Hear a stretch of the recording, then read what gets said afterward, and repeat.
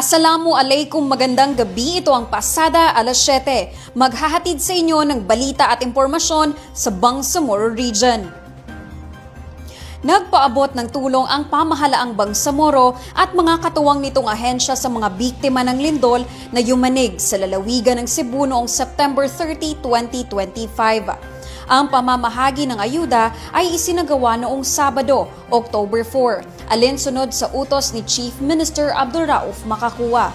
Matapos ang magnitude 6.9 na lindol, agad na ipinag-utos ni Chief Minister sa Ministry of the Interior and Local Government ang pagdaraos ng emergency response meeting upang matugunan ang pangangailangan ng mga nasalanta. Kabilang sa mga ipinadalang tulong ay 700 hygiene kits mula sa Bangsamoro Rapid Emergency Action on Disaster Incidents o BARM-READY, 970 water kits, 750 dignity kits, at 200 modular tents mula sa Ministry of Social Services and Development, at 445 na bag ng dugo mula sa Cotabato Regional and Medical Center.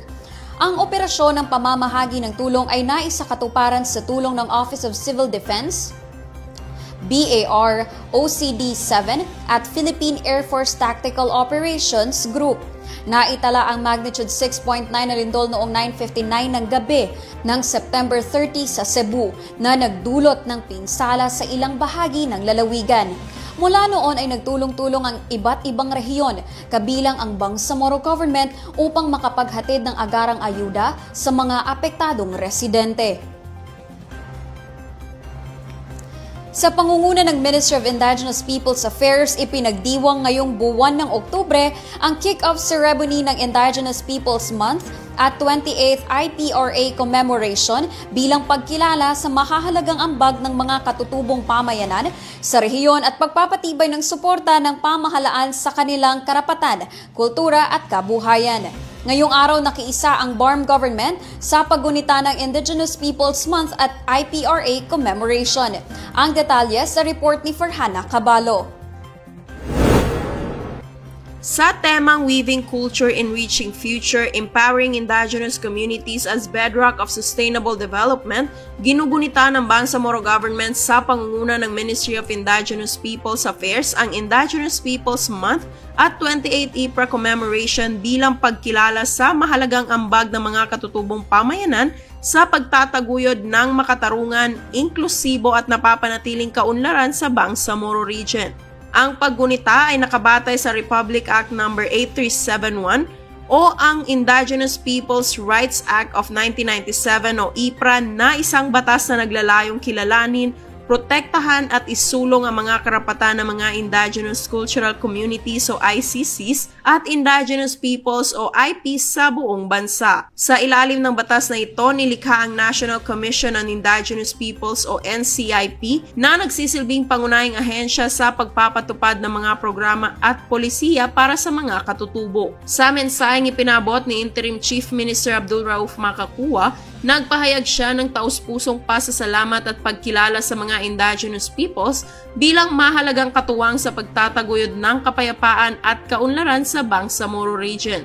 Binigyan diin naman ni MIPA Minister Gamal Abdulrahman na ang diwa ng nasabing pagdiriwang ay buhay na buhay sa reyong Bangsamoro kung saan kinikilala at pinangangalagaan ang karapatan ng bawat katutubong pamayanan. Ang IPRA commemoration ay bahagi ng taunang pagdiriwang ng Indigenous Peoples Month bilang pagkilala sa mayamang kultura, karapatan at kontribusyon ng mga katutubo sa patuloy na paghubog ng mapayapa at maunlad na Bangsamoro. Farhana Cabalo, BIO News.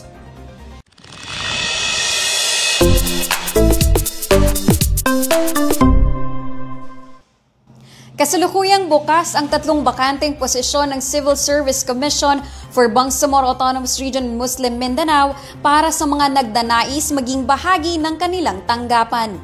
Good news para sa mga Bangsamoro job seekers. Ayon sa inilabas na anunsyo ng CSC for BARM, kabilang sa mga posisyon ang Attorney 5, Supervising Personnel Specialist at Senior Personnel Specialist.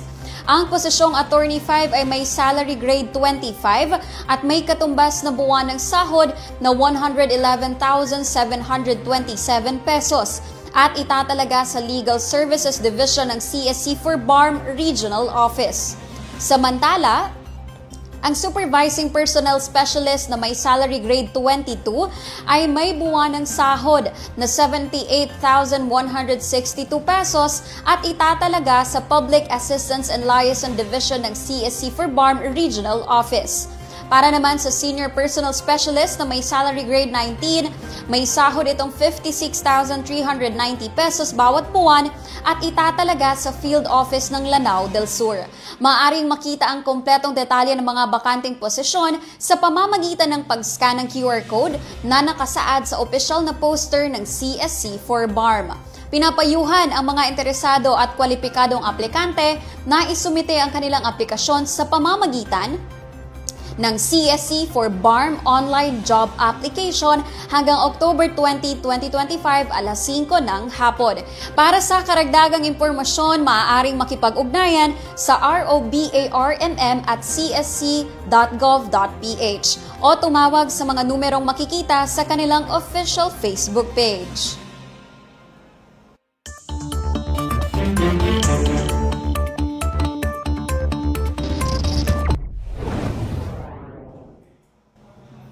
Sa ating panahon ngayon, makakaapekto sa panahon sa ilang bahagi ng bansa ang mga Intertropical Convergence Zone. Ayon sa Pag-asa, magdadala ito ng mga kalat-kalat na mga pag-ulan, pagkulog at pagkidlat sa ilang bahagi ng Mindanao kasama na rito sa BARMM. Ipinag-iingat naman ang lahat sa posibleng maidulot na pagbaha at landslide naman sa mga nakatira malapit sa bundok. Manatiling nakaantabay sa mga paalala ng Pag-asa at BARM Ready sa ating panahon ngayon. Sundan ang Facebook pages ng BARM Ready at BARM Ready Weather Update. Makikita rin ang mga hotline numbers ng BARM Ready sa inyong screens. At yan ang mga balitang tampok sa pasada alas 7. Para lagi pong updated sa mga kaganapan at impormasyon sa BARMM, i-like, i-follow at i-share ang official social media accounts ng Bangsamoro Government na makikita sa inyong mga screens. Mapapanood nyo rin ang episode na ito ng pasada alas 7 sa YouTube page ng Bangsamoro Government. Bisitahin din ang bangsamoro.gov.ph. Ako po si Yana Sanday ng Bangsamoro Information Office. Naghatid balita sa ngalan ng serbisyo publiko at moral governance. Maraming salamat po at pagpalain ang Bangsamoro.